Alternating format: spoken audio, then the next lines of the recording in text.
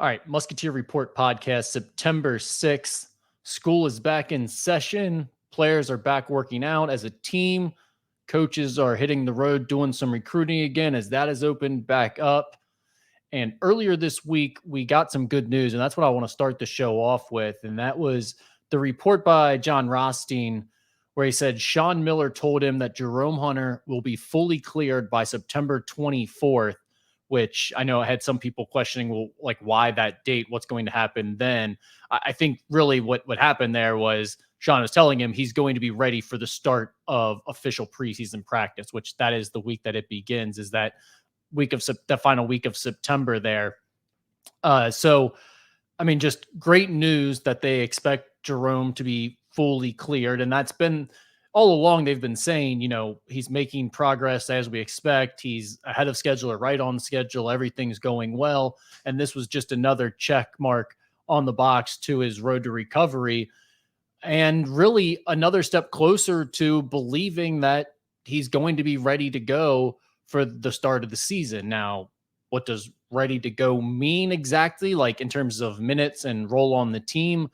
I don't know exactly. I don't think anyone knows exactly, but it seems like with each report we get, the people at Xavier are growing more optimistic about where Jerome is and what he can be for this team. And, when I think about the Jerome Hunter situation, it's really become sort of almost like two separate buckets that I put my thoughts in there. It's like one is the Xavier aspect of like what he means to the team, what role he has on this year's team and all of that. And there's a lot to sort out there, a lot to think about there. And that's what we do at Musketeer Report. So we'll definitely talk about that.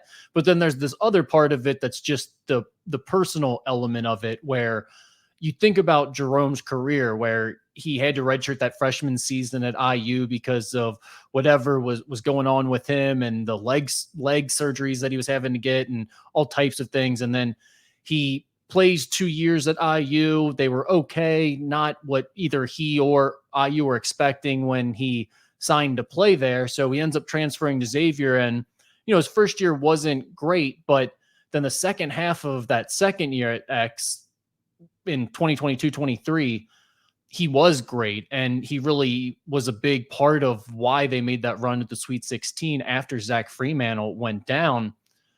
Then, he opts to take advantage of that COVID year, that fifth extra year of eligibility that was going to be last season. And then last summer, he has the heart attack, which was just a terrifying situation. Who knows what's next for him then?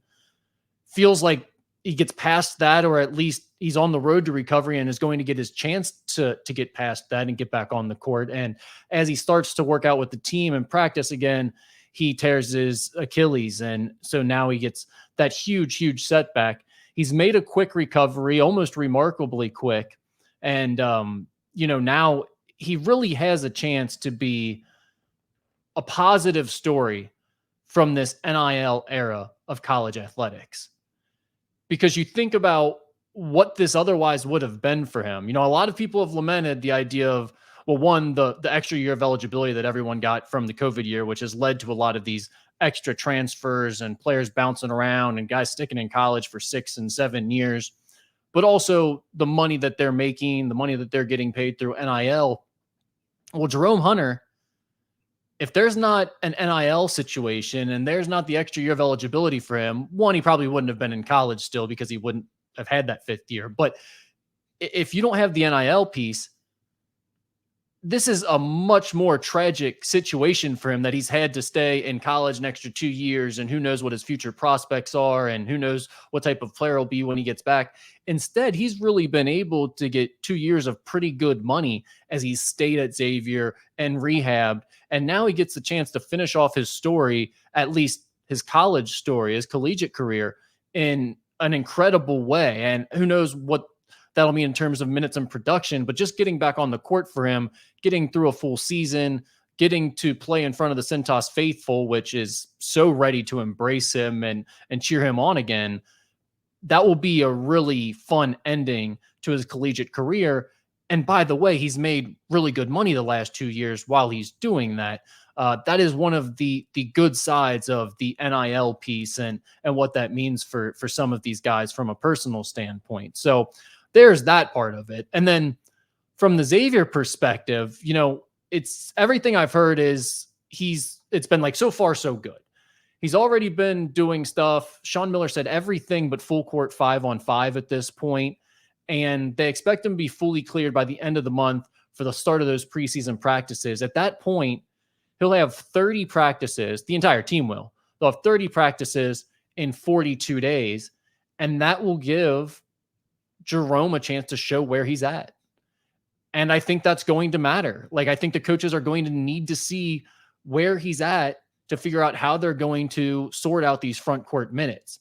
Yes, he's stuck around a long time. Yes, he's battled back through a lot to get this opportunity to play again, but they also have to put the best players on the floor. And I think there's definitely a chance that Jerome has a big role on this team, but he might be behind some other guys right now. If he's not moving the same way he was, he might need some more time to get fully back to being the same type of player.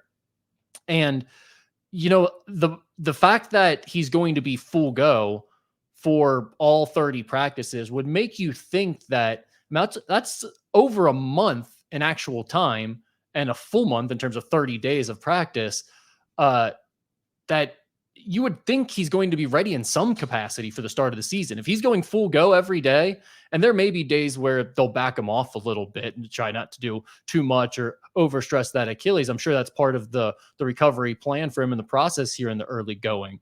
But even still, if he's going to be practicing full go and cleared for this long of a period, he's already been working out with the team strenuously. They just posted some progress pics. We'll talk more about that in a minute from their strength program over the summer. And he's definitely made another transformation to his body, which was needed after he sat out most of last season and was really limited in what he could do at all in terms of physical activity. So, I mean, just looking at him physically and knowing that he's going to be practicing full go for over a month here, you have to think the conditioning's going to be there. He's going to be in basketball shape for the most part. At this point, it's more a matter, I think, of how much mobility, quickness, athleticism did he lose, and how sharp are his skills? Is there some rust there? Does he need to knock that off? But I mean, in terms of his experience, his IQ, his knowledge of what Sean Miller wants out of him and out of this system, he knows all of that stuff. So that's not going to be a problem. He bought into that long ago as soon as Sean Miller got here, and it really helped kind of revive his career in that 2022-23 season. So I think the biggest concern I'd have, the biggest concern I'd really have is about his mobility probably at this point. And is it the same? Because when you look at the biggest concern about this Xavier front court, it's the defense. Right? Like, if we're going to assume maybe Zach Freemantle and John Hughley, let's just say for the sake of this argument, are the starting front court, or at least the best two players in your front court, power forward and center right there, the biggest concern you're going to have is how well are they going to be able to guard, the lateral quickness that they have, that type of thing. If Jerome Hunter is close to right physically from a mobility standpoint, he helps in a pretty significant way from a defensive perspective. I mean, that's really his thing. And that's what he was doing well at the end of that 2022-23 season. In addition to coming on from an offensive standpoint, he was really defending well all year. And that's a multitude of players. Some of them were face up, perimeter oriented, more wing type forwards. And then there were times later in the year where he was guarding centers in the low post for Xavier and doing a really good job of that. So I think that's one of the big questions is if he's close to 100%, or again, mobility wise, if he's close to himself, then he is going to help this team defensively. And I think he could really make a big impact, whether that's in a lot of minutes or that's just spot duty playing against certain matchups where they need him defensively. He could really add something to this team.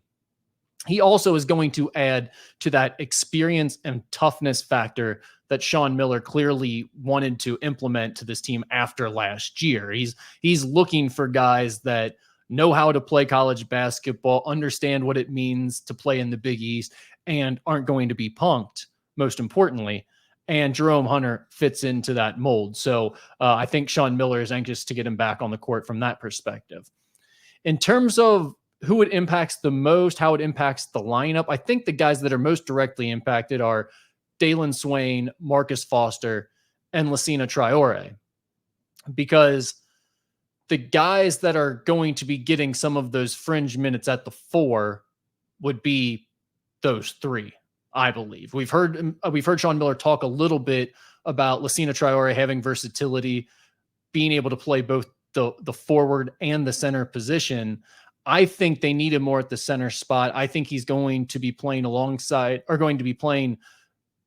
battling it out with Hughley for those minutes at the center as much as anything. I think they have enough bodies at the forward where his offensive skill is going to be better suited at the center spot as a rebounder and defender, as opposed to, they have some guys like Foster and Swain who might be able to slide down, even though they're more perimeter oriented players, slide down and play the forward spot for them if they need some minutes there. But it's also possible, if Jerome Hunter is healthy, that you're going to have problems getting both he and Zach Freemantle and these big men on the court enough as it is in the front court. So I don't know that that's why Dalen Swain and Marcus Foster could be impacted, because you might not have as many leftover minutes as you otherwise would have if Jerome wasn't ready to come back early in the season.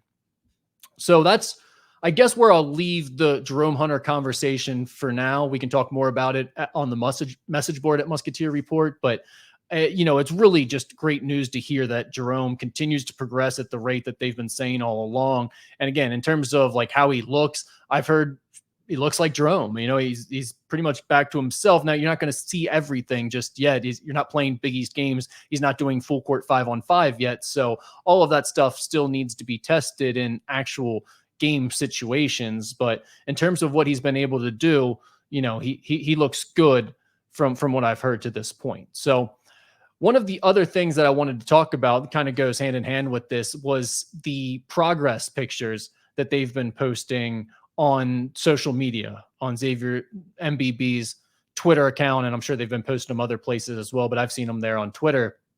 And I'll if you're watching on YouTube, I'll put them up on the screen here.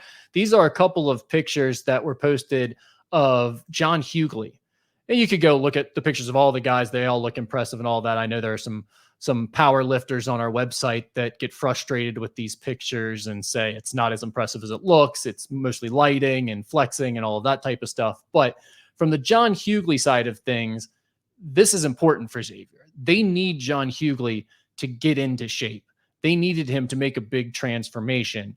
And if you're looking at the pictures on YouTube right now, you can see the picture on top was posted of him in June. Picture on the bottom was posted of him in September.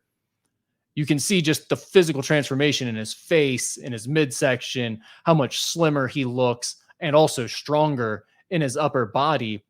And then they also posted these shirtless pics of him here, where you can also see this was June and then August. So about a 2-month difference between when those pictures were taken. And he's obviously lost a bunch of weight. Now, how many pounds exactly, I'm not sure what it is, but he looks like you'd want him to look after coming into the strength and conditioning program for a summer and getting that buy-in. That was such a big part of taking him, is he going to be able to work himself back into the type of shape he was at in Pittsburgh 2 years ago or 3 years ago, whenever it was, that sophomore season of his, when he averaged like 15 points and 8 rebounds per game in the ACC as an underclassman.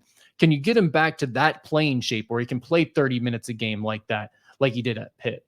And again, I don't know what the exact weight was there versus here or what have you, but he has definitely taken the strength and conditioning program seriously, as we knew he would. He didn't have any choice. If he was going to be working with Andy Kettler, he was going to be forced to buy in and make serious progress. And he's done so. And that's a good sign for Xavier, because I think if you want to feel good about this front court and you want to feel good about taking a major step forward from the type of production you got out of the front court last year, especially in Big East play, then you need John Hughley to be in shape, bought in, head in the right place, and ready to have a full productive season. It's been 2 years since he's done that, but he's clearly capable of doing it. You're not asking him to do something that he's never done at the high major level before. And, I think overall at this point, the only thing we can go off of is what he looks like physically. Has he put in the work to get himself back into shape? That's a clear yes, based on what we're seeing in those pictures. So that's got to make Xavier fans feel good as well. All right. I put the question out on social media that I'd take some Q&A mailbag questions from you guys. You guys delivered with the handful here. All of them were pretty good. I think I used pretty much every one that was sent to me. So let's jump into those right now. First one is, who makes up the "we need one stop right now" lineup? In other words, who makes up that best defensive lineup in an end of game situation if you've got to go play offense, defense substitutions? Good question. Obviously, there's a lot to play out there. We'll have to see when we get into practices to get a better answer. But my answer right now, as we sit here at the beginning of September, not having seen a whole lot, I would go Dante Maddox Jr. at the point, Ryan Conwell at the 2, Dalen Swain at the 3. This is a big if, but if Jerome Hunter is himself, I'll go him at the 4, and Lacina Traore, Basile at the 5. So that would be my answer for that. I think Traore is definitely your most mobile front court player. He's definitely the guy that's going to be able to defend ball screens the best out of him, Hughley, and Freemantle. And from that standpoint, I think he can help this team on the defensive end, definitely. Next question is, which Xavier player is most likely to make an all Big East team? I'm going to go with Zach Freemantle. And part of that is because Zach Freemantle already has the name recognition in this conference. He's already been voted on some type of team before. I think he was second team all Big East last time we saw him. But the people around the conference are waiting to see Zach Freemantle play again. They're expecting big things out of him. So if he lives up to the hype and has a solid season, I think there's a good chance that he'll be voted onto those end of the year teams. Ryan Conwell is the other answer that I think a lot of people might expect here. And there's definitely a chance for that. I'm really high on Ryan Conwell as well, but I'll give Zach Freemantle the edge of this question right now because in part, the name recognition that he already has within the conference. By the start of conference play, what do you think the minute breakdown would be with the 4 and 5 positions? This is another really good question. I'd say this is probably like the biggest question I have right now. Going into preseason practices, I'm really interested in what are we going to see from the front court minutes? What is that going to look like? Is it going to be like equally divided starting out between Hughley and Traore at the 5? Or is Zach Freemantle factoring more in at the 5 than I understand right now? Is it going to be more like Freemantle at the 5 and Hunter starting at the 4? Or how does that all look early on here? And I acknowledge that could definitely change. That might be something they're trying to figure out themselves, and we'll see them juggle that around a little bit as the season goes on. But I guess as I'm trying to think it out right now, I'm going Hughley as the starter at the 5 and Freemantle as the starter at the forward position. Hughley will say playing 23-ish minutes at the 5 with Traore backing him up for 10. So that's 33 minutes there. And then we'll say Freemantle, even though he's starting at the forward spot, he's going to play 7 minutes a game at the center spot as well. All right. So that puts us at 40 for the center spot, right? 33 plus 7 is 40. Then you go to the forward spot. I'm going to say Freemantle starts there, plays 24 minutes at the forward spot. So that would put him, I said 7 at the center plus 24 at the forward. That'd put him at 31 at the forward or overall. So that's seems about right for how many he's going to play, especially coming off his injury history. They might try to rest him a little bit, especially earlier in the season. So we'll go, although you did say by conference play. So that should factor in a little bit here. We'll go Freemantle 24, though, still sounds about right to me. Hunter for 12, let's say, for right now. And again, that could be much different if he's back to playing like himself and he proves himself and he's productive early in the season, then maybe he'll be a much bigger part of this. But for right now, let's say 12 for Hunter at the forward spot. And then that would leave me with, let's see, that's 36, right? You have 24 and 12 is 36. So another 4 minutes divided up between the combination of Swain, Foster, and Cameron Fletcher, I guess you'd have to factor in at this point. If we're talking by the start of conference play, he could be working his way back into the mix there. That's a totally rough estimate. I have no idea how that's actually going to look. I'm fascinated to see that when we actually get to the start of preseason practices. That's number one on my list of things to watch. But great question. That's how I see it playing out right now. What do you expect Trey Green's role usage to be this season? Another great question. I am still really high on Trey Green. I think Trey Green can still make a big impact in the Big East. This was a guy that was highly rated, a top 60-ish type recruit. I think he's 62 in the country, according to 24/7 Sports national rankings in the 2023 class. That would have been. He can shoot the heck out of the ball. We already know that. We saw that somewhat last year. His percentage wasn't what you would expect, but that's typical with freshmen that aren't playing a ton of minutes. I think if he plays more consistent minutes, you're going to see him shoot 37, 38, maybe even 40% from 3-point range. The bigger question for me, and I think the bigger question for him in terms of his future at Xavier is, has he figured out the defensive side enough, the toughness side enough, to where Sean Miller trusts him to leave him out on the court for more extended minutes? That's really going to determine his role, in my opinion. And I don't have an answer to that just yet. If you were at the open practice that they had where some of the alumni were there, the former players, I think it gave you some hope. It gave you a little bit of a glimpse of what Trey Green could look like this year with this team, even with the guards that were at it, Dante Maddox, you still have Davion McKnight, you have Ryan Conwell, you have Marcus Foster. You added some more shooting, so his skill set may not be as needed as it was going into the spring. But even still, I really like what he looks like back there with some of those other shooters, and I think he can still make a big impact on the offensive end.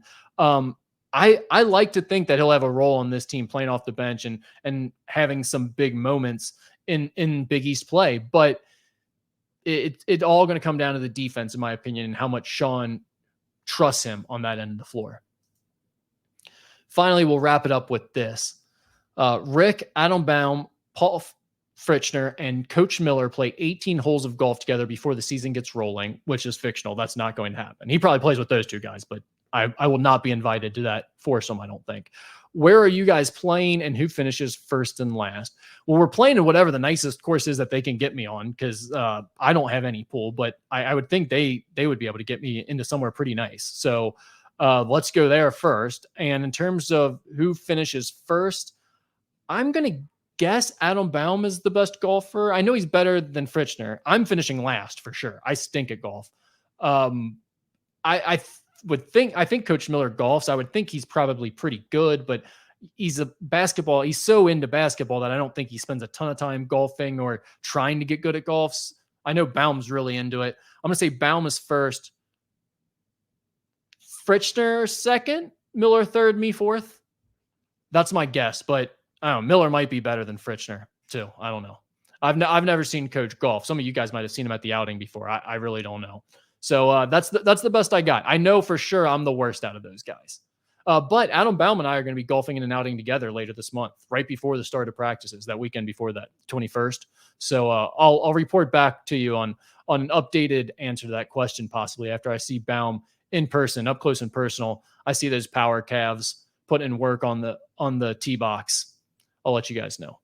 All right. That does it for this edition of the Musketeer Report podcast. Appreciate all you guys listening to this, and we'll talk to you on the message board.